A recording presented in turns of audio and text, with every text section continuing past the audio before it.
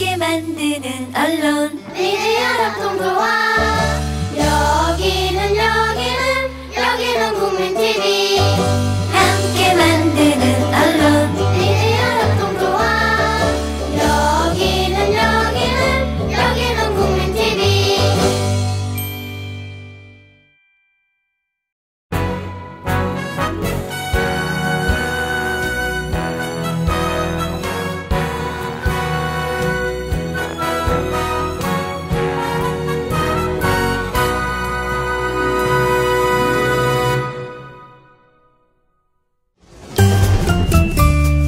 귀로만 듣던 국민TV의 팟캐스트를 이제 보이는 라디오로 시작합니다. 국민TV 광고를 모집합니다. 조합원과 비조합원 여러분, 자신이 속해 있는 기업과 사업체, 그리고 알리고 싶은 모든 것들 다 좋습니다. 광고를 원하시는 분은 신청해주세요. 홈페이지 kukmin.tv, 국민.tv 또는 지역번호 02-3144-0933번으로 연락주세요. 여러분의 많은 참여 바랍니다.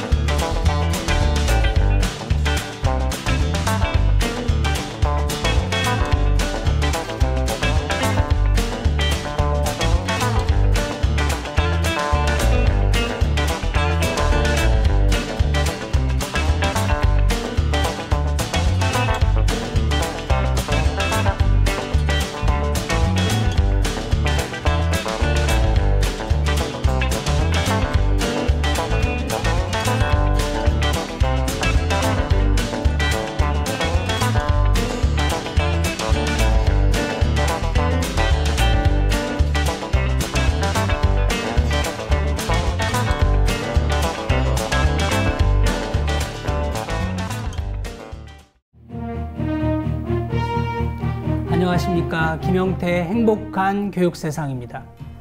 멸종위기종 환경교사를 구하라. 이게 무슨 말인지 의아스럽게 생각하는 분들도 계실 것입니다. 2008년 3천여 명에 이르던 환경교사가 급격하게 줄어 2014년에는 1,000여 명 정도 남았고, 그것도 환경 자격증을 소지한 교사는 불과 293명에 불과하다고 합니다.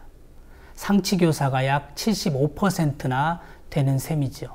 아마 국영수 과목을 자격증이 없는 교사가 가르친다고 한다면 학생 학부모들의 엄청난 반대에 부딪히지 않았을까요? 그 293명 중에도 환경교육을 학부나 대학원에서 전공한 교사들은 27명밖에 안 된다고 합니다. 이게 바로 우리나라 환경교육의 부끄러운 현 주소이자 민낯입니다. 27명이든 293명이든 이미 이분들은 한국 학교라고 하는 공유지에서 철저하게 외면받는 멸종 위기 상태, 그런 그 비극 속에서 지구를 지키자, 지구를 살리자 이렇게 외치며 힘겹게 하루하루 버텨내고 있다고 합니다. 그래서 오늘 집중 인터뷰 사랑방송님으로 숙문중학교 환경교사이자 한국환경교사 모임 공동대표인 신경준 선생님과 환경운동에 적극적으로 참여하고 있는 경성고 정민석 학생을 이 자리에 모셨습니다. 두 분과 함께 오늘 환경교육의 실상, 그리고 환경교육의 필요성 및 생생한 환경교육의 사례, 실천 방법 등에 대해서 자세히 이야기 나눠보도록 하겠습니다. 어서 오세요, 두 분. 짧게 본인 소개를 좀 해주시죠. 신경준 선생님부터.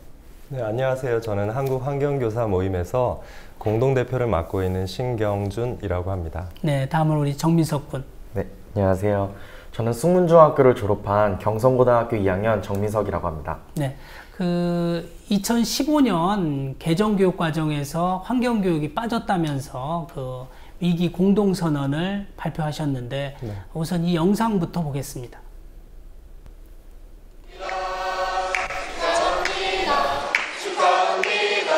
환경의 후진국을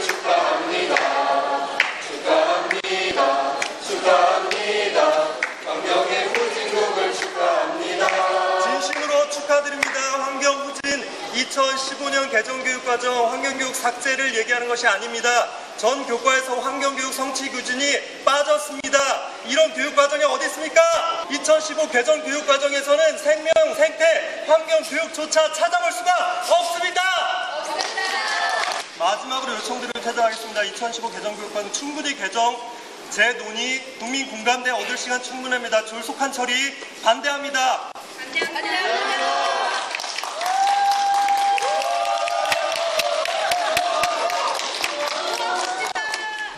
아니 솔직히 신 선생님의 네. 흥분하는 목소리를 처음 들었어요. 네. 선생님도 흥분할 때가 계시네요. 예. 그 언뜻 보니 굉장히 반어적이고 역설적인 퍼포먼스로 보입니다. 그 선언 내용이 무엇인지 좀 궁금합니다. 설명해 주시죠. 네, 지난 9월 4일에 2015 개정교육과정 2차 공청회가 한국교원대에서 열렸어요. 네. 그때 환경교육의 위기를 깨닫고 전국에 있는 교육계, 학계, 시민사회가 함께 모여서 413개 단체 3,428명이 환경교육 공동위기선언을 발표하게 되었고요. 화면에서 보신 영상 속에서는 공청회장의 단상에서 저희가 재미있는 이벤트로서 환경이 후진국이 되는 것이 아니냐라는 것을 이제야 알리게 되었던 그 영상이었습니다.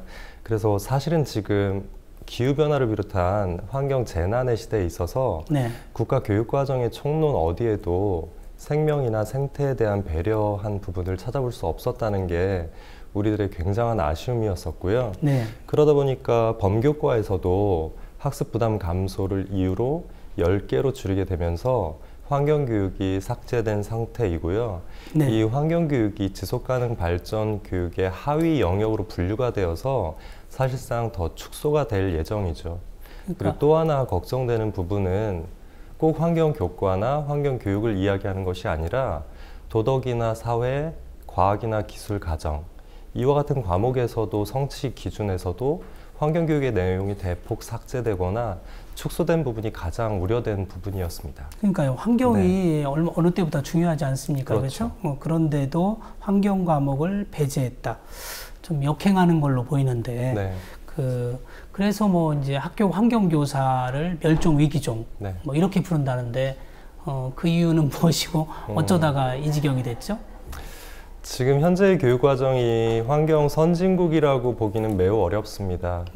2008년도에 2,883명에 이르던 환경교사가 물론 상치교사를 포함한 숫자였고요.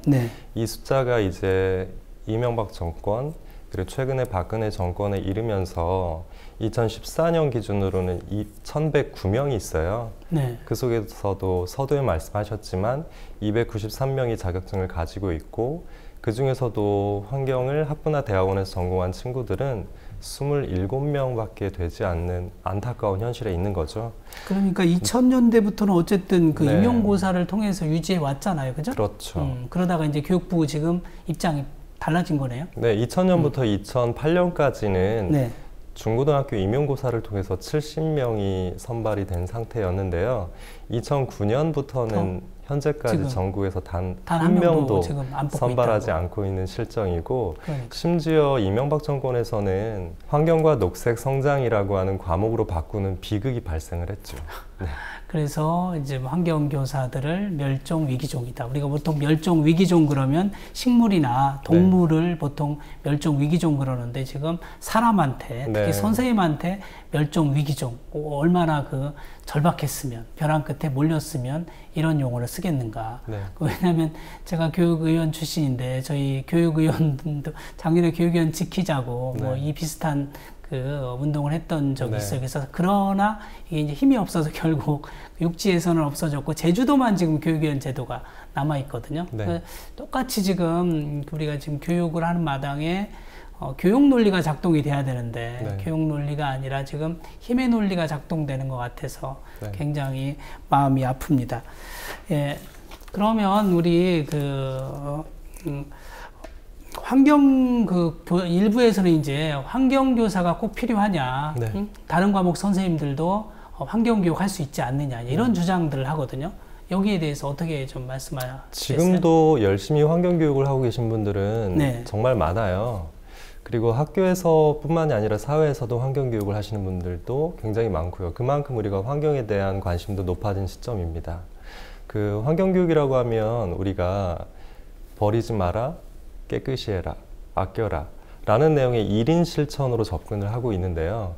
환경 감수성을 간직하고 있는 초등학생, 유아 때부터 네. 중고등학교까지 이어져야 되는 환경 감수성, 그리고 환경 지식, 그리고 나에 대한 믿음이 있어야 다른 사람에게도 나 이외의 다른 생명을 배려할 수 있는 종합적인 지식과 실천이 이어지기 위해서는 환경 과목에 지식 기반이 필요하기 때문에 저희들이 환경 과목을 이야기하고 있는 것이죠. 그러니까 이제 우리가 환경이 그만큼 중요해져서 어쨌든 네. 2000년도부터 학교에 환경 과목이라는 게 네. 개설됐고요. 그렇죠? 네. 아까는 말씀하신 대로 그 정식으로 네. 정규 임용교사를 통해서 네. 환경교사를 뽑기도 했는데 네. 그 얼마 지나지 않아서 지금 거의 어떻게 보면 네. 또 유명무실 됐고, 아까 이제 무슨 말이냐면 많은 학교들이 사실 선생님처럼 제대로 환경교육을 하는 게 아니라 네. 일부 학교에서는 환경 전공하지 않은 분들이 하다 보니까 네. 그 뭐 자습을 한다든지 네. 아니면 정말 그 전문성 없이 그 환경교과는 과연 전문성이 없어도 되는가, 네. 그 문제를 좀 이야기 짚어야 될 것 같아요. 사실상 최악의 경우가 네. 고등학교에서 고3 시간표에 환경을 편성해 놓게 되면 네. 우리가 현재 입시 만능주의에서 수능에 출제되지 않는 범위 속에서의 환경 교과는 네. 실천하기가 힘들죠. 네. 수업에 들어가서도 자습으로 이루어지기가 쉬운 거고요. 그리고 남아있는 환경교사들도 교육청의 전과 강요와 정부의 무관심으로 인해서 지금 멸종위기에 몰리고 있는 거고요. 사실은 학교라는 공간은 공공재의 기능을 가지고 있잖아요. 네. 그래서 환경이라고 하는 것을 학교에서 놓치는 순간 더 많은 사회적 비용이 유발될 수 있는 게 학교에서는 환경교육이라고 생각합니다. 그러니까 환경교과를 이제 도입할 때 좀 네. 제대로 했으면 좋았는데 그때도 조금 사실은 엉성하긴 했어요. 그죠? 네. 아까 말씀드린 것처럼 그 시간 남는 분들이 네. 환경교사를 환경 전공하지 않은 분들이 들어가서 그냥 네. 속된 말로 그냥 시간 때우기 식으로 네. 심지어 지금 말씀하신 것처럼 일부 뭐 고등학교에서 그냥 자습하는 이런 어처구니 없는 일이 생겼고, 그러다 보니까 이제 일부 선생님들이나 일부 교육 관계자들은 그 꼭 환경 교과가 있어야 되냐, 그냥 네. 다른 과목 시간에 뭐 지문이나 이렇게 네. 뭐 스며들듯이 뭐 가르치면 되지, 이런 주장도 있단 말이에요. 네. 그죠? 네. 그러나 그 환경 전공한 분으로 네. 그렇지 않다, 이건 전문적인 다른 교과 못지않게 전문 네. 지식이 필요하다. 네. 그거 한 번 더 이야기해 주셔야 될 것 같아요. 환경교육에서 접근을 하는 네. 내용은요. 생물종 다양성, 기후변화, 네. 자원과 에너지, 지속가능한 삶을 전체적으로 다루어서 내가 이 지구에서 어떻게 살 것인가에 대한 지구인에 대한 철학을 이야기하거든요. 그런데 이게 분산적으로 초등학교에서는 열심히 가르치고 계세요. 네. 그리고 이제 중고등학교에 올라오는 순간은 이 종합적인 내용을 다른 교과의 선생님들이 전달하기 힘든 상태인 거죠. 그래서 아무래도. 2015 개정 교육 과정에서도 다른 교과에서 성취 기준이 빠지게 된 게 이런 영역이 아니었을까라는 저희가 추측을 왜냐하면 하고 이제 있습니다. 그런 네. 말씀을 드린 이유가 지금 네. 교육 당국도 환경 교과에 대해서 좀 소홀히 지금 생각하잖아요. 특히 네, 네. 그 공청회장에서 이제 보셨겠지만 김경자 네. 뭐 그 명칭이 굉장히 길어요. 국가교육과정 개정위원회 개정연구위원회 위원장이네요. 그죠? 네. 이분도 이제 그날 어쨌든 환경교사들이 그렇게 강하게 반발을 하니까 네. 뭐 지속가능 발전 교육과 환경 교육의 차이를 잘 모르겠다. 네.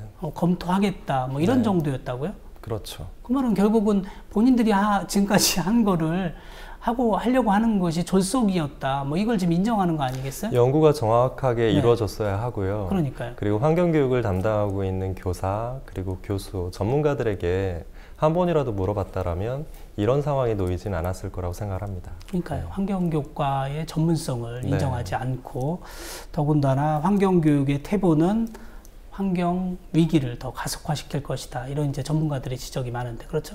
네. 우리 그 민석 학생 그 중학교 때부터 환경 과목을 배웠잖아요. 그렇죠? 직접 수업 들었죠? 네. 예, 어떤 좀 도움이 되는 것 같아요?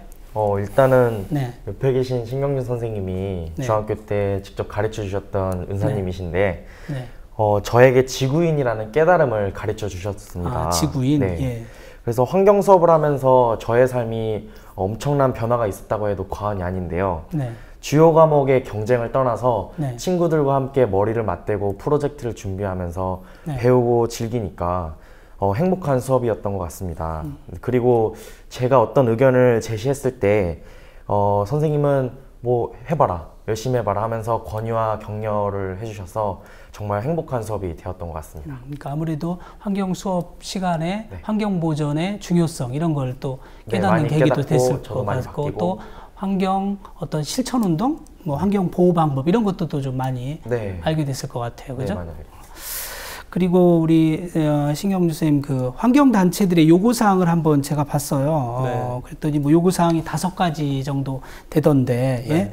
예? 그 중에 특별히 인상적인 게 세 번째 환경 과목의 선택권을 보장할 수 있도록 그 제도적인 장치를 좀 마련해라. 네. 그러니까 이거 제가 봐도 사실은 그냥 교육 당국이 없앨 게 아니라 네. 적어도 아이들에게 선택권 정도는 줘야 되지 않나 이런 생각인데요. 네, 2015 네. 개정교육 과정에서 네. 정보 과목이 중학교 필수 과목으로 편성이 되었어요. 네, 그리고 자유학기제가 동시에 들어가게 되고요. 그리고 고등학교에서는 진로 과목이 강화가 되고 연극 과목이 신설이 되고, 그러면 본질로서 접근을 해야 되는 삶의 근본인 환경은 학교 교육 과정 속에서 도구로서 전락을 해서 다른 선택 교과들 속에서 경쟁을 하게 되는 상황에 놓이게 되는 거죠. 그래서 이런 상황에서 적어도 환경 교육은 학교에서 꼭 해야 된다라는 내용으로 접근을 해야 된다라는 게 저희들의 입장입니다. 그러니까요. 앞으로 그런데 이제 이런 네. 공감대 형성이나 네. 앞으로 대응 방법, 뭐 네. 대책 어떻게 하실 건가요? 우선은 9월 15일에 국회 토론회가 준비되어 있어요. 그때 예. 학계, 교수, 시민사회가 함께하는 각자의 의견을 발제하고 여기서 모아진 의견을 마지막으로 교육부 장관에게 전달을 하고 면담 요청을 하고 네. 그리고 이어지는 국정감사에서도 이와 같은 문제점들이 지적되고 개선될 수 있도록 저희가 꾸준한 노력을 하고 있습니다. 네, 뭐 오늘 제가 언론을 접해 보니까 네, 환경 단체들이 또 교육부 앞에서 1인 시위도 네, 하고 계시더라고요. 맞습니다. 그죠? 네. 그럼 이제 화제를 좀 바꿔서요. 네. 요즘 지구 환경이 네. 위기라고 하지 않습니까? 네. 얼마나 심각한 상황에 놓여 있는지 좀 하나하나 좀 짚어주시죠. 지금 현재 위기의 FEW 시대라고 하거든요. 네. FEW라고 하는 단어는 FEW예요. 네네. F는 푸드를 이야기하고요. 네, E는 에너지, 네, 그리고 W는 워터를 이야기해요. 네, 그 F는 식량의 위기를 바로 이야기하고요. 에너지는 자원과 에너지의 위기, 네. 마지막 세 번째 W의 워터는 우리 지금 식수와 수자원의 문제에서 네. 위기를 이야기하고 있어요. 그래서 WE 아니 FEW. WE, 예, FWE, 네. 아니 FEW, 예, 죄송합니다. 예, 예, 세 가지. 네. 그래서 위기의 FEW 시대에선 사실은 우리가 기후변화의 지구에서 어떻게 살아남아야 하는가, 어떻게 살 것인가, 네. 현세뿐만이 아니라 미래 세대를 위해서 우리는 무엇을 준비할 것인가에 네. 대한 고민을 해야 된다는 거고요. 사실상 지금 지구는 제6의 멸종 시기에 돌입하였습니다. 뭐 그렇다면서요. 네네. 예, 6번째로. 네. 네. 지구에서 지금 현재 60년 내에 75%의 생물종이 멸종할 것이라고 하는 2015년도에 미국 과학 보고서에 실려 있는 상태라서요. 오바마 대통령이나 교황 프란치스코 회장마저도 지금 기후변화에 당장 대처하지 않으면 현재 우리 아이들의 미래가 위험하다. 네. 그래서 기후변화에 대처할 수 있는 환경교육을 해야 되는 시점이다. 라는 제안을 전 세계에 던지고 있는 상황이죠. 그러니까 네. 인간이 60년간 뭐 하여튼 75% 종이 네. 사라질 수도 있다. 그리고 인간도 멸종될 수 있다. 네. 지금 그렇게 지금 내다보는 거 아닙니까? 네, 그렇죠? 지금 문제가 나타나고 있어요. 네. 우리가 해수면 상승으로 인해서 네. 물에 잠기고 있는 남태평양 연안의 국가들이 지금 전 세계 UN 회의에서 네. 위기를 호소하고 있죠. 첫 네. 번째로 국토 포기 선언을 했었던 투발루, 네. 그리고 바로 옆쪽에 있는 키리바시, 그리고 이제 아시아 지역으로 오게 되면 몰디브, 아프리카 지역으로 가게 되면 세이셀. 이와 같은 나라들이 지금 전 세계 34개의 국가가 물에 잠겨가고 있거든요. 작은 섬나라들이. 네네. 예. 그래서 그 위기 속에서 한국이 결코 외면하지 말아야 되고, 전 세계에서의 그 글로벌 그린 시장을 개척하기 위해서는 한국이 먼저 나가야 되는 이 시점에 도래해 있고요. 그 중에서도 사실상 토켈라우라고 하는 네. 키리바시 투발루 아래에 있는 섬나라는 네. 실제로 100% 태양광으로 전력을 얻고 있어요. 네. 물에 잠기고 있는 섬나라가 네. 자신들의 문제를 해결하기 위해서 100% 태양광을 얻는다. 태양광으로. 굉장히 획기적인 일이거든요. 그에 비해서 지금 마치도 옛날 물리적 거리는 떨어져 있는 풍차를 이용한 것처럼. 예. 한국에서는 그 태양광에 대한 고민을 하고 있지 않는 게 네. 현재의 에너지 정책 방향에도 개선이 필요한 부분이죠. 그러니까 우리 네. 세계적으로 지금 많이 심각한 나라들이 네. 많은데 우리는 아직 그 심각성을 깨닫지 못하고 있다는 말씀이죠. 그렇죠. 근데 농민들은 깨닫고 계세요. 농번기 때 식수, 그 다음에 농업용수가 굉장히 부족함에 대한 절박함을 국가 정부에 요구하고 있는 것처럼 말이죠. 그러니까요. 비교적 물론 우리나라는 이제 자연의 혜택을 워낙 잘 받은 나라라서 뭐 큰 가뭄이나 또 큰 비가 없어서 또 아주 덥거나 뭐 눈이 와도 뭐 아주 심각할 정도는 아닌 때가 많으니까 좀 덜 위기감이 좀 적은데 사실은 세계적으로 보면 그렇죠? 네, 기후 변화가 아주 심각하고 또 이상 기후 때문에 좀 어려움 겪는 나라들도 굉장히 많고요. 선생님, 그럼 환경교사들은 학교에서 어떤 교육 활동을 하시나요? 선생님의 예를 들어서 조금 설명을 좀 해주신다면. 교과 속에는 아까 말씀드렸던 환경교육의 영역들을 다 다루고 있는데요. 생물종 다양성에 관심이 있는 친구들은 학교 숲에 있는 생물종을 모니터링 하고요. 이것들을 QR코드로 만드는 프로젝트를 진행을 해요. 그러면 생물종에게 QR코드를 부착함으로써 전교생이 함께 정보 공유가 이루어지게 되고요. 방과 후에는 지역 주민들이 유모차를 끌고 오는 어린아이에게 엄마가 스마트폰으로 QR코드를 스캔하고 그와 같은 생물종을 교육하고 있는 모습들을 발견하게 돼요. 이게 친구들의 활동이 지역사회로 확장되는 사례이고요. 그 자원과 에너지 절약에 있어서는 잠시 후에 정민석 친구가 얘기할 수 있는 기회를 주겠지만 학교에서는 전기에너지 절약 사실 비상사태예요.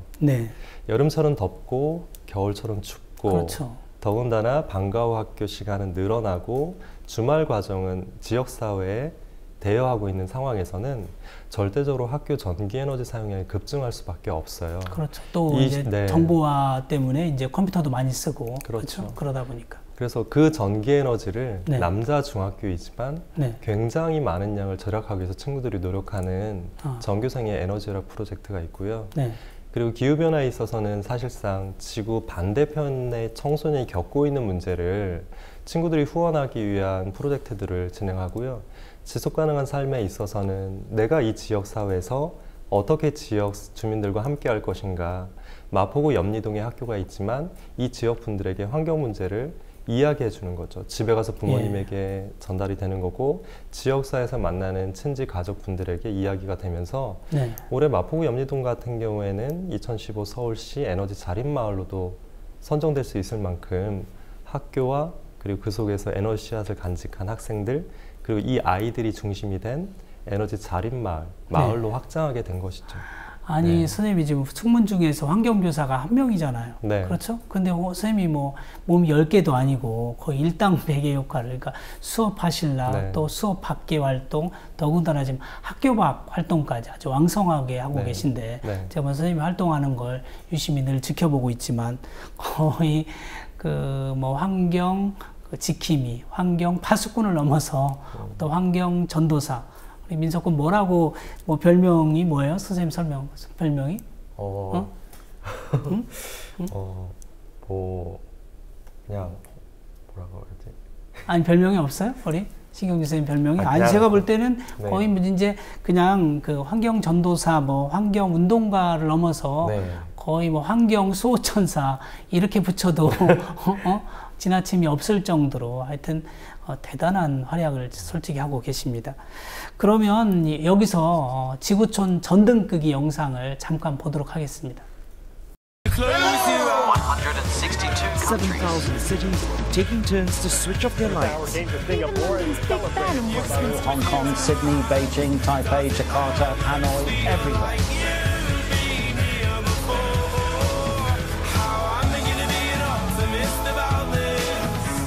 If we don't do anything about climate change immediately. And the last generation that can do something about it. But if you close your eyes, does it almost feel like nothing changed at all? And if you close your eyes, I'm using my power. I'm using my power. Awareness about the environment. 네, 아주 지구촌 전등끄기 행사 같이 참여했어요? 네. 네, 민석 군이 좀 이야기해 주실래요? 네, 지구촌 전등끄기 행사 얼싸어라고 하는데요. 네. 한국의 경우에는 전국에 2,000여 명의 학생들이 네. 서울시청 광장에 모여서 플래시몹을 진행했었습니다. 네. 네, 그 유명한 노래인 강남스타일로 학생들이 그랬어요. 이제 같이 춤을 췄는데요. 네. 저는 그때 중3이었는데 예. 화장실도 못 가고 이제 열심히 행사에 참여했었는데요. 내가 이제 지구를 위해 무언가를 할 수 있다라는 그런 뭐랄까 좀 그런 할 수 있다는 뿌듯함 그런 예. 게 가장 컸던 행사였던 것 같습니다. 네. 그 학교 내 활동도 좀 조금 설명을 해주시죠. 보니까 아까 네. 신경윤 선생님이 설명해 주셨지만 전기 절약을 위해서 20%? 네. 이 정도 전기 절약을 했다고요. 네, 학교 내 프로젝트도 여러 가지가 있었는데 예. 그 중에 가장 큰 게 이제 학교 전기 절약 20% 달성을 위한 네. 승문 절전소를 운영했었는데요. 절전소. 네, 예. 이제 그래서 대표적인 걸로 네. 학교 내에 흘러가는 대기 전력을 잡기 위해서 네. TV 옆에 꽂혀 있는 그 플러그를 네. 멀티탭으로 바꿔서 이제 수업 시간 끝나면 끄고 이제 대기 전력을 잡는 그런 활동. 좀 귀찮긴 해도 네, 절약이 그쵸. 좀 된다는 거죠? 네, 그렇죠. 예. 그래서 20% 절약을 해서 그래프로 나타내서 네. 이제 절약을 할 수 있었던 그런 사례가 있습니다. 그리고 지금 그건 중학교 때고 지금 고등학교 돼서도 지금 학생회를 통해서 환경 활동을 하고 있나요? 네, 네. 이제 학생회 이제 환경부 차장을 맡고 있는데요. 예. 네, 그래서 이제 학교 내에서 이제 환경적인 부분이 모자란 게 있으면 요청을 하는 것도 있고 이제 안건을 통해서 학교에다도 저의 의견을 전달할 수 있는 그런 적극적으로 활동하고 있습니다. 네, 그리고 들으니까 그린 리더의 나눔 봉사 활동? 네. 이거는 뭔가요? 이제 학교에서 저희가 이제 배운 것들, 환경에 관련된 배운 것들을 네. 지역 사회에 나가서 지역에 있는 초등학교 아이들에게 저희가 직접 봉사활동, 교육 봉사활동을 하는 건데요.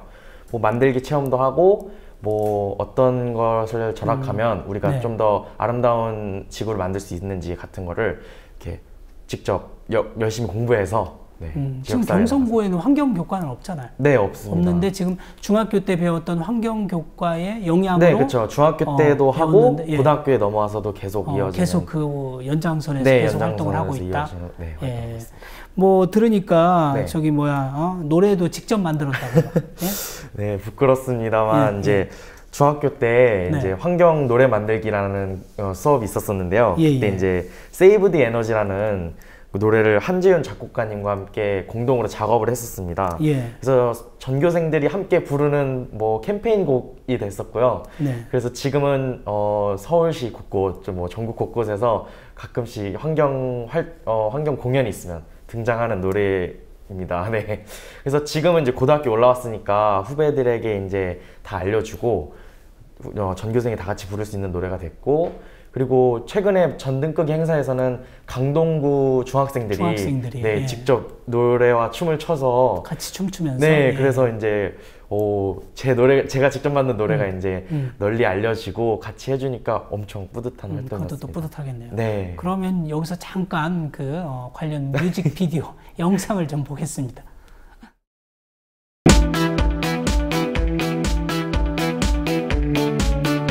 요즘 날씨 이상해진 것 같지 않니? 더울 땐 폭염, 비울 땐 폭우 장난하냐? 몸 사람은 지구를 달래주기 위해 우리 쿨하게 에너지를 아껴볼까? 아스팔트 플러그를 뽑고 쓰레기는 분리수거 세수할 때 물 받아 쓰고 일회용고 말고 내 거를 쓰면 돼. 어디 가든 자가용 말고 PM 덜 타고 나가. 버스 전철 걷기 완전 개념 하이 클래스. I love energy, you love energy. We save 지구를 지켜 I love 에너지 You love 에너지 We save 에너지 우리 모두를 위해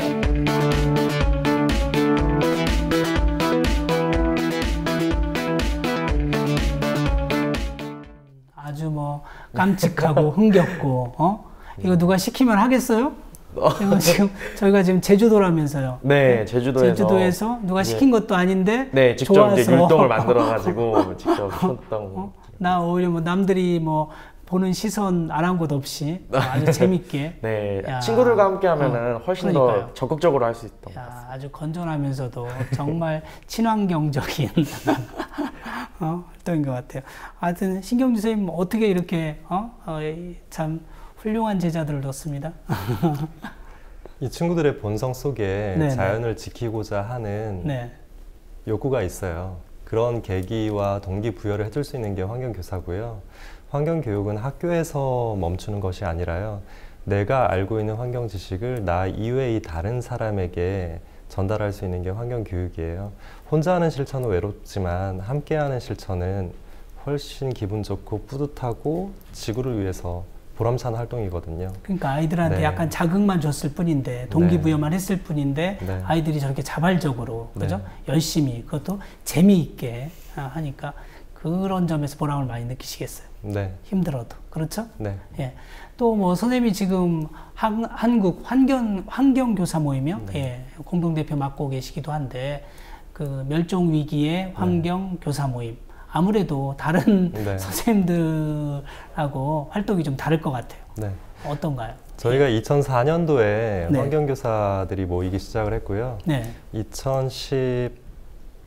2013년도에는 네. 환경부에 이제 비영리 민간단체로 등록이 되어서 이제 활동을 확장하고 있었어요. 그랬다면서요? 예. 그래서 출발했었던 게 네. 정말 관심 있는 주제, 프로젝트를 선택해서 그 직업의 전문가를 찾아가 보는 프로젝트를 진행을 했었는데요. 제목은 그린 멘토 미래의 나를 만나다라는 주제로 접근을 했어요. 그래서 서울시의 녹색 정책이 궁금하면 박원순 시장을 만나서 인터뷰를 하고 네. 그 녹색 정책을 배우는 거죠. 네. 생물종 다양성에 대해서 궁금하면 국립생태원에 계신 최재천 원장님을 만나기도 하고요. 네. 우리가 지금 현재 물 부족 이야기 하잖아요. 네네. 그러면 빗물 박사인 한무영 박사를 만나기도 하고요. 그래서 전국에서 50여 분의 그린 멘토를 한국환경교사 모임에 있는 에코주니어라고 불리는 175명의 친구들이 네. 직접 찾아가서 인터뷰를 기록하고 배운 내용을 도서로 발간했었던 프로젝트를 진행했었고요. 이 책은 그게 바로 그린 멘토 도서 발간이었죠. 네. 예. 책에서 끝나는 것이 아니라 그 그린 멘토를 만나지 못했던 친구들에게도 우리가 환경 가치관을 함께 공유해야 되니까 서울시의 그린 멘토 특강이나 또는 서천 국립생태원 그리고 충북 환경교육 한마당을 통해서 전국적으로 이제 그린 멘토 특강이 개설이 되기 시작을 했어요.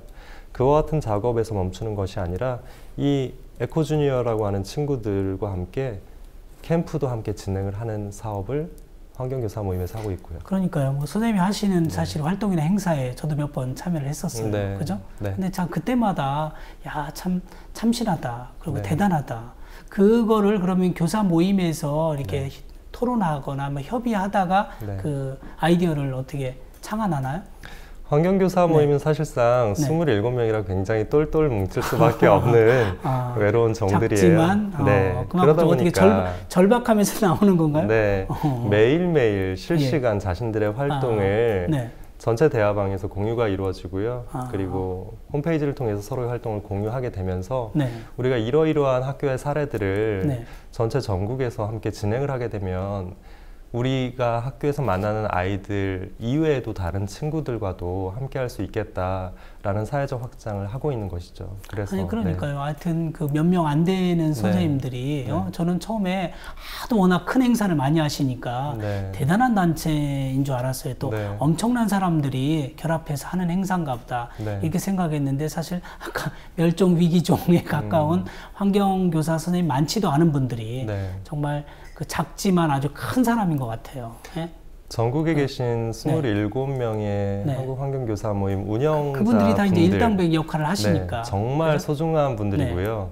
그리고 그 27명 밖에 계신 300여 명의 선생님들도 큰 힘을 주고 계시죠. 그러니까 이게 어떤 분이 제안을 하면 제안으로 끝나지 않고 그걸 또 실천을 해내시는 그 실천력도 대단하십니다. 예, 우리 그 민석 학생 전국에 지금 뭐 에코주니어로도 활동하고 있다면서요. 예, 어떻게 그 어떤 좀 변화 또 어떤 것이 보람이 있었어요? 일단은 내가 서울 시민이구나라는 걸 가장 먼저 느끼게 되었고요. 학생은 이제 공부만 하면 된다라는 이제 말들이 많이 나오잖아요. 근데 이제 서울의 정책을 이야기해 주시는 시장님을 만나고 그리고 교육감님을 만나고 방송인 분들을 만나면서 청소년도 지구를 위해 무언가를 할 수 있구나 라는 것을 깨닫게 되었고, 그리고 지구를 위해 실천하기에 어린 나이가 아니다 라는 것을 깨달았습니다. 내 가족 그리고 친구, 더 나아가 학교, 학생의 안건으로 제안하는 것까지 나 이외에 다른 사람들의 변화가 나타날 때 가장 뿌듯했던 것 같습니다. 그러니까 보니까 지금 숙문중의 환경교과 수업은 교과서에 갇혀 있지 않아요. 그렇죠? 또 교실 안에서만 이루어지는 것도 아니고 학교 안에서도 학교 안에서만 이루어지는 게 아니라 학교 밖에서 그죠? 그 뭐 서울시와 협력하거나 교육청과 또 함께하거나 또 다른 단체와 함께하고, 물론 거기에 주로 이제 학생들이 근데 아주 재밌게 즐겁게 참여를 하네요. 네. 한번 그러면 숙문중에서 환경 교과 수업이 어떻게 이루어지는가 영상으로 한번 보겠습니다. 몇 년 전부터 숙문중학교에서는 지속가능한 학교 만들기라는 커다란 주제로 다양한 활동을 시도하고 있습니다. 실제로 학교에서 진행하는 프로젝트가 있는데요. 학생들과 학교 QR 코드 만들기, 생물중 도감 만들기, 생물중 모니터링, 이와 같은 것들을 직접 참여하고 있습니다. 내가 배운 지식이 다른 사람과 함께 어떤 영향을 줄 수 있을지에 대한 고민 끝에 나온 결과물들이죠. 현수막으로 만든 주머니를 이용해가지고 이 식물을 한번 키워보려고 하는데요. 저희가 하나 더 하는 캠페인은 EM 배양액이라는 캠페인인데요. 유용한 미생물 80가지 정도의 미생물이 들어가 있고요. 또 그리고 거기에 쌀뜨물 1.5리터와 설탕 3스푼을 넣어가지고 EM과 함께 섞어서 만드는 것입니다. 저희가 한 활동 중에 첫 번째로 설명드릴 것은 이 탄소 라벨링 종이를 이용한 전기 절약입니다. 이 탄소 라벨링 마크를 각 반 TV 아래다 붙임으로 해서 그 반 학생들이 TV를 꺼서 전기를 절약할 수 있겠구나라는 생각을 하게 만든 것 같습니다. 여러 가지 활동으로 인한 그런 과정들을 3년 동안 밖에 있는 디렉터에 표시해 왔고요. 그 결과 지금은 총 27%의 전기를 감량할 수 있었습니다. 라일락이라는 나무에 대한 QR코드를 만드는 작업을 하였습니다. 이 QR코드를 찍으면 여기 사이트에 나오는 것처럼 이 라일락에 대한 정보가 나오고 여기 사진도 같이 나옵니다. 수질 오염에 대한 사례를 분석하였습니다. 또 수질 오염에 많은 영향을 끼치는 음식물 쓰레기를 줄이며 소나무 37그루를 심는 효과가 낼 수 있는데, 이것을 모두 함께 하면 또 그만큼 환경을 아낄 수 있기 때문에 이 프로젝트를 진행하기로 했습니다. 아이들에게 창의적 체험을 할 수 있는 프로그램도 있어요. 직접 마포구에 있는 사회적 기업을 찾아 떠나는 거죠. 그리고 우리가 가는 소풍을 공정여행으로 가는 거예요. 소비를 위한 여행이 아니라 서울 바로 알기 여행인 거죠. 그 과정에서 우리가 준비한 캠페인을 직접 노래하고 춤추면서 서울 시민과 함께하고 있습니다.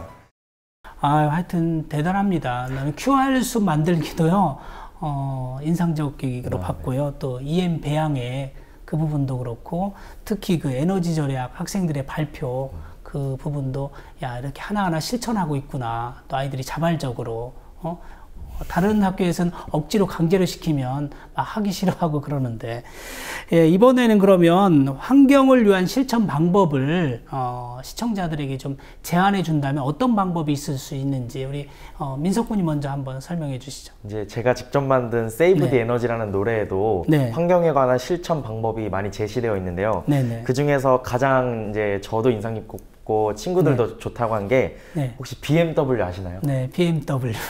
가장 비용은 적게 들지만 가장 좋은 교통수단이죠. 아, 네.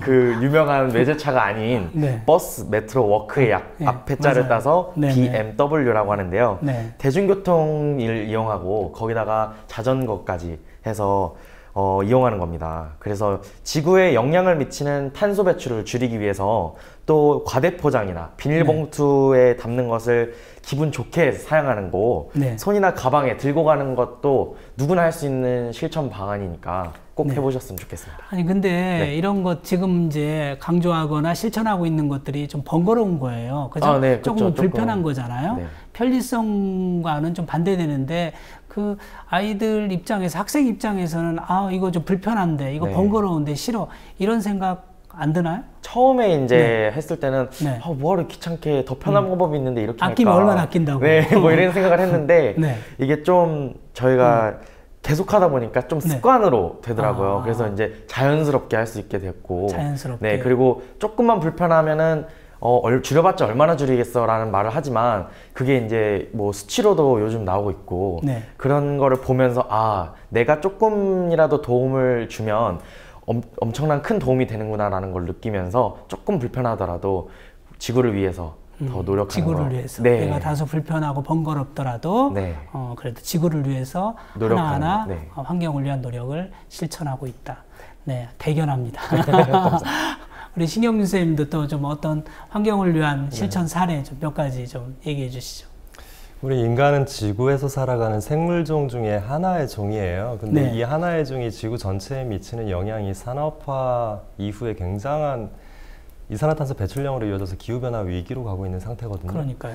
우리가 지금 일상에서 접하고 있는 사실상 휴대폰이라고 하는 것들 네. 이게 어떻게 생산이 되고 유통이 되고 소비가 되고 폐기에 이르는지 우리는 정말 자연으로부터 격리된 삶을 살고 있기 때문에 잘 몰라요. 그렇죠. 이 휴대폰에 들어가는 콜탄이라고 하는 희귀 금속은 지구 반대편 멀리 떨어져 있는 콩고 민주공화국 그 국립공원에 있는 광산에서 채굴을 해요. 그렇다면서요. 예. 채굴하는 과정에서는 어린이 노동자가 80%가 종사하고 있고요. 네. 그리고 그 국립공원에는 고릴라가 살고 있어요. 네. 이 고릴라는 지금 800여 마리 남은 멸종 위기종이거든요. 저희들처럼. 네. 그러면 이 친구들이 그 광산 채굴을 하면서 숲을 벌목하고 그리고 수송을 하는 과정에서 굉장한 스트레스에 노출이 되는 거죠. 그러면 이 콜탄이 휴대폰에 이제 가공이 되어서 우리는 대리점을 통해서 구입을 하죠. 그러면 이 구입한 휴대폰을 내가 들었을 때 이 에너지 원은 어디에서 얻느냐 하면 플러그를 콘센트에 꽂아요. 그렇죠. 그 콘센트 벽 뒤를 가보게 되면 숨어있는 나쁜 전기를 만나게 돼요. 네. 송전선로를 따라서 그 끝자락을 가보게 되면 수도권에서는 인천 영흥 화력발전소를 만나게 되죠. 서울시로 보내는 초미세먼지의 많은 부분을 담당하고 있고요. 네.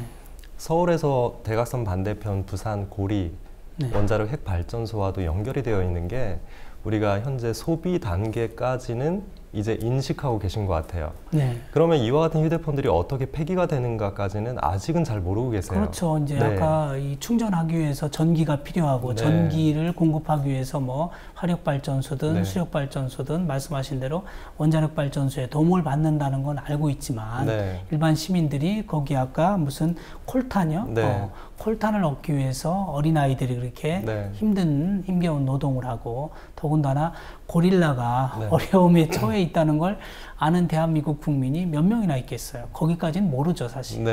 그래서 이게 폐기되는 과정에서는 휴대폰이나 전자제품들은 정보화 지원 사업이라는 이유로 중국의 구이유 마을하고요. 인도로 넘어가게 돼요. 그렇다면서요. 그러면 그 중국의 구이유 마을에서는 그 희귀금속들을 금, 은, 구리, 금은, 구리, 콜탄과 같은 재료들을 얻기 위해서 불에 다시 녹여요.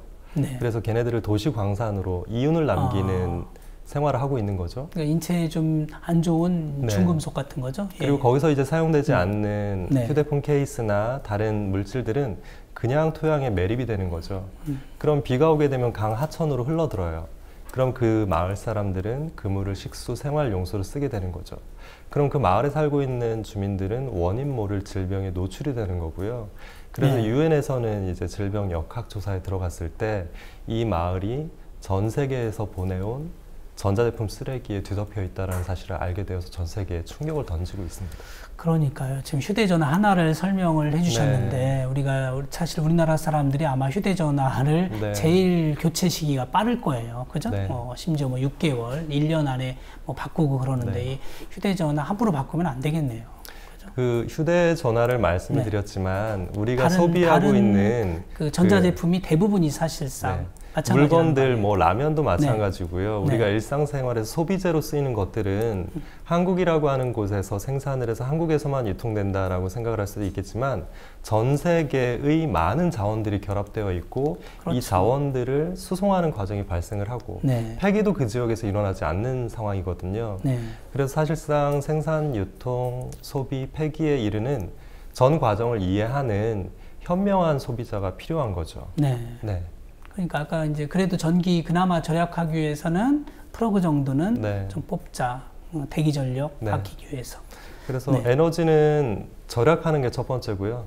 두 번째는 생산에 참여하는 거예요. 그래서 이제는 지역 분산형 에너지로 접근을 해야 된다는 얘기고요.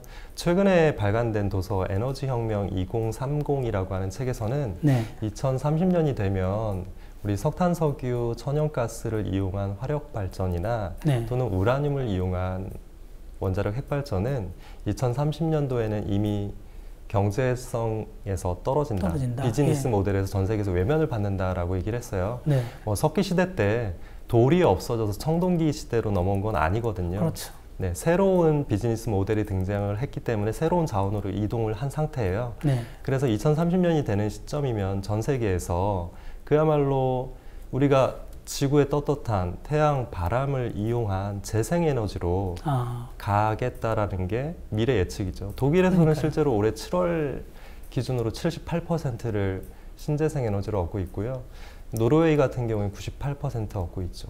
아까 처음 말씀드렸던 섬나라는 100%로 태양광을 자립하고 그러니까 있고요. 이제는 뭐 화학 연료 대신에 이렇게 좀 어쨌든 친환경적인 뭐 재생 원료 또 뭐 기후 변화를 유발하는 화석 연료가 아니라 태양, 바람과 같은 재생 에너지로 접근을 해야 되는 시점이 임박했다라는 얘기죠. 그래서 이제 좀 사실은 뭐 환경 운동 하시는 분들이 지금 태양광 그러면서 지금 옥상마다 그렇죠? 또 그런 운동을 하고 계시잖아요. 실제 저희 집도 달려 있고요. 지금 서울 염리동 에너지 자립 마을에서도 올해 태양광 발전을 베란다와 옥상에 설치하는 것을 지원하고 있어요. 그 염리동이 거의 그게 많이 이루어졌다면서요. 올해 시작을 하고 있고 지금 보급이 되기 시작을 해서 신청을 하시면 함께 하실 수 있습니다. 그런데 그게 이제 그렇게 태양광 발전소 그거를 설치했을 때 좀 전기 생산량이 좀 꽤 되나요? 실제로 이득을 얻고요. 많이 쓰는 가정 같은 경우 5년, 그리고 평균은 10년, 저와 같은 집들은 20년 이상을 써야지 원가 해소가 되지만 우리가 환경을 이야기할 때 경제적으로 접근하게 되면 항상 소외받는 게 지구거든요. 그래서 생각의 시작은 지구 속에 살고 있는 생명체 중에 하나, 인간으로 접근을 하게 되면 우리가 지구에 어떻게 하면 손대지 않고 해를 주지 않는 범위 내에서 우리의 삶을 미래 세대에게 전달할까를 고민해야 되는 지속 가능한 세상을 만나야 되는 거죠. 그러니까 편리함, 경제 논리를 보지 말고 어떻게 하면 지구를 살릴까, 지구를 위할까 이런 마음으로 하나씩 실천하자는 선생님 말씀이시고 지금 학교에도 사실 옥상이 그 사실 그냥 그대로의 그냥 공간이에요. 그거를 좀 옥상을 활용하는 게 이제 지금 말씀하신 그 태양광 발전소 또 일부는 또 거기에 이런 뭐 일부 학교를 가봤더니요. 옥상에 정원을 만들거나 또 거기에 채소나 이런 식물 키우기 뭐 이것도 좀 그런 운동도 좀 해야 될 것 같아요. 2015년에 프랑스가 먼저 시작을 했어요. 신규 건물에는 옥상 정원을 설치하거나 태양광을 설치하거나 이 문제는 지난주에도 서울의 인원고등학교에서 태양광 발전을 건립하는 총회를 열렸어요. 그 이유 중에 출발점은 우리가 지금 원자력 핵발전소에서 오는 전기로 인해서 전국이 몸살을 앓고 있는 지역들이 있어요. 밀양이나 청도나 창원이나 그리고 대구나 최근에는 군산에도 송전탑 건설이 주민들을 굉장히 힘들게 하고 있고요. 그리고 울진에서 넘어오는 그 아주 높은 고전압으로 강원도 횡성에도 송전탑 문제가 지금 등장을 하기 시작해서 네. 전국적으로 핵발전소가 늘어나게 될수록 전국 몸살하게 되는 거죠. 그 문제에 있어서 사실은 가장 많은 전기를 쓰고 있는 기업도 있겠지만 서울, 경기, 수도권에서는 이게 정말 우리 지역의 문제로 받아들이고 아까 나의 휴대폰에 이어진 끝자락에 있는 발전소의 문제이기 때문에 우리가 그래서 착한 전기를 쓰자라고 하는 이야기들을 요즘에 하고 있어요. 착한 전기. 네.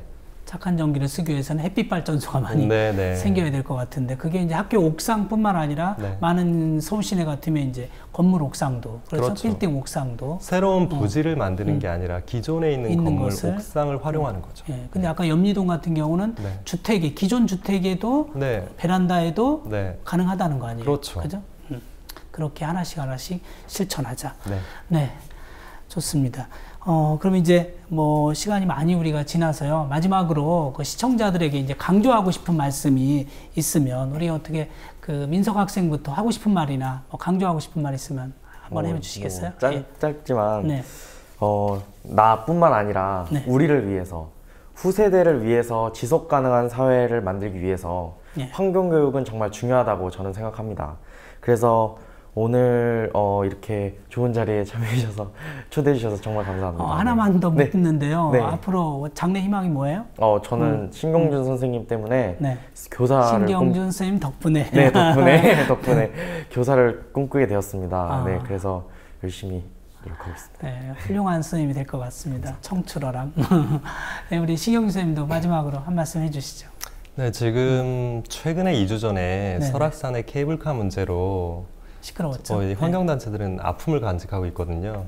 사실 지금 산으로 갈지도 모르는 4대강 공사의 시작이라고 하는 케이블카의 문제에 집착할 때가 아니라 더군다나 10만 년의 쓰레기를 남기고 있는 원자력 핵발전에 집중할 때가 아니고 지금 기후변화의 지구에서 이 한국인이 어떻게 세계에서 이 시장을 글로벌 그린 리더가 될 수 있는지를 접근을 해야 되는 것이고요.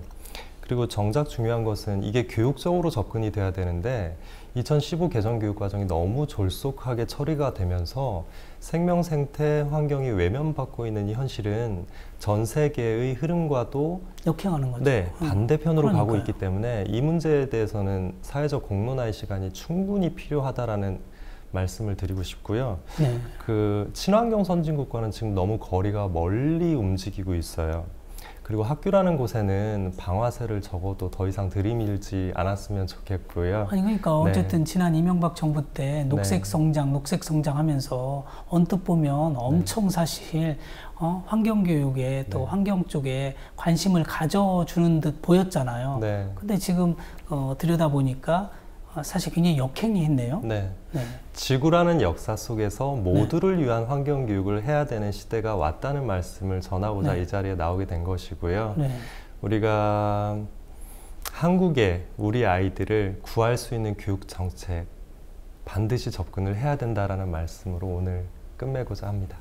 하여튼 선생님 같은 분이 많아져야 사실 대한민국이 아니라 지구가 건강하겠어요. 지구를 위해서도 환경교육과는 꼭 있어야 되겠다. 그리고 선생님이 계속 앞으로도 힘드셔도 그런 활동을 좀 해주시기 바랍니다.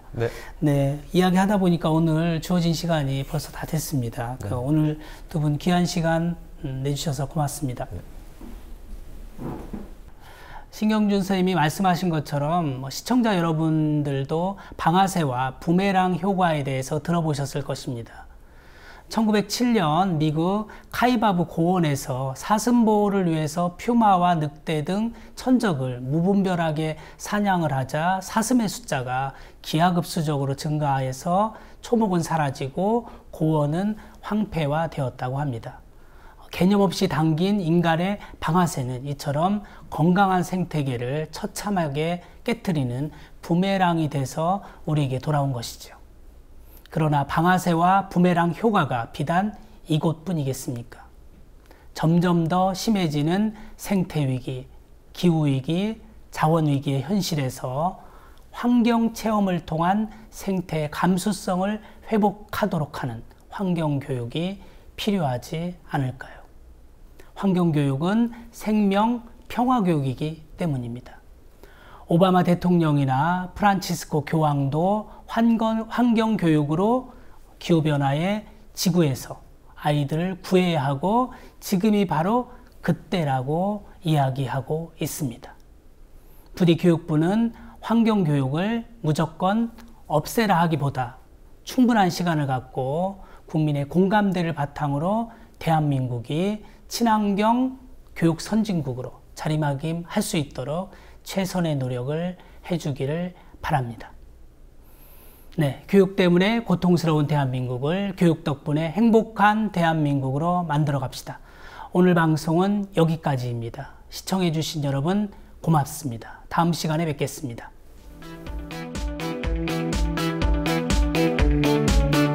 요즘 날씨 이상해진 것 같지 않니? 더울 때 폭염 비울 때 보고 장난하냐? 몸 살았는 지구를 달래주기 위해 우리 쿨하게 에너지를 아껴볼까? 아스는 플러그를 뽑고 쓰레기는 분리수거 세수할 때 물 받아 쓰고 일회용 거 말고 내 거를 쓰면 돼. 어디 가든 자가용 말고 BM 덜 타고 나가. 버스 전철 걷기 완전 개념 하이 클래스. I love energy, you love energy, we save energy. 우리 지구를 지켜. I love energy, you love energy, we save energy. 우리 모두를 위해.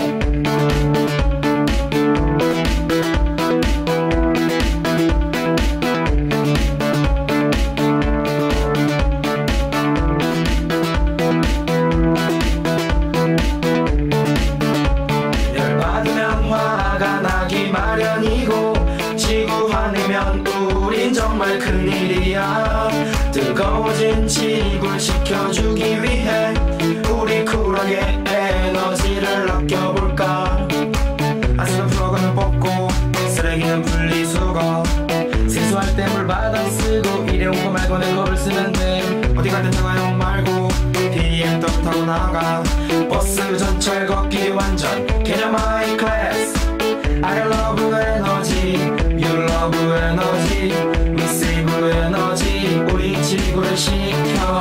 I love energy, you love energy, we save energy. 우리 모두를 위해. I love energy, you love energy, we save energy. 우리 지구를 위해. I love energy, you love energy, we save energy. 우리 모두를 위해.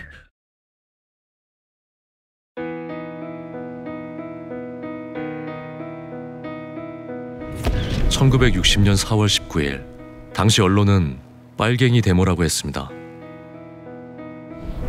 지금 우리는 혁명의 역사로 기억합니다. 1980년 5월 18일 당시 언론은 불순분자의 폭동이라 했습니다. 지금 우리는 독재에 항거한 정의의 역사로 기억합니다. 1987년 6월 10일 당시 언론은 대학생 가두 시위라 했습니다. 지금 우리는 민주주의를 쟁취한 감격의 역사로 기억합니다.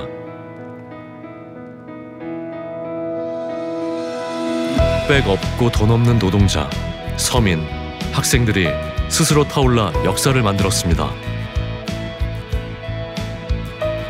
현실은 다시 타오를 것을 요구하고 있습니다. 아니, 이미 타오르고 있습니다.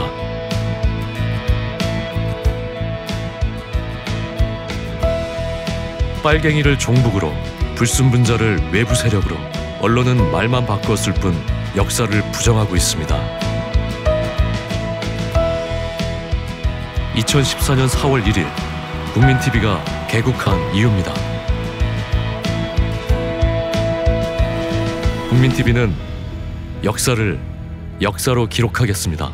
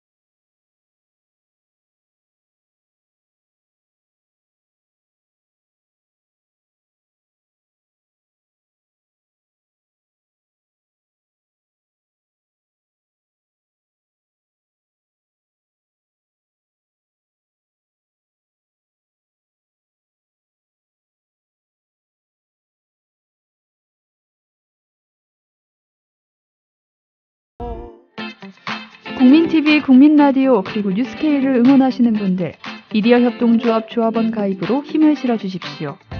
그리고 기존 조합원 분들은 월조합비 납부 신청을 해주시면 감사하겠습니다. 조합원 가입과 월조합비 납부 신청 문의는 홈페이지 국민.tv 또는 서울전화 3144-7737로 연락주시면 됩니다.